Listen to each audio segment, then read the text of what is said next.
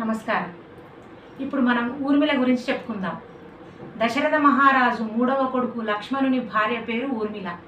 లక్ష్మణుడు తన అన్న శ్రీరామచంద్రునితో పాటు అడవికి వెళ్తానని చెప్పినప్పుడు ఊర్మిళ ఎందుకు వెళ్తాం, మనకేం పని, అతను వెళ్తానని చెప్పకుండా, స్వామి మరి మీరు వెళ్తారు, నా గతి ఏంటి, నేనేం చేయాలో, నా కర్తవ్యం ఏంటి అని అడిగింది.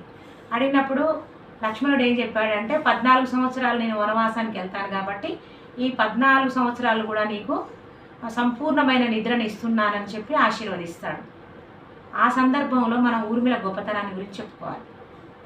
ఊర్మిళ సీతకు చెల్లెలు, లక్ష్మణుడు శ్రీరామచంద్రునికి తమ్ముడు. ఇట్లాంటి అన్నదమ్ములు, అక్క చెల్లెళ్ళు ఒకే ఇంటి నుంచి ఎంతోమంది పెళ్ళిళ్ళు చేసుకున్నారు ఇప్పటివరకు. కానీ ఎవరు కూడా అంత అన్యోన్యంగా లేరు. ఊర్మిళ ఏం చెప్పింది లక్ష్మణునితోటి?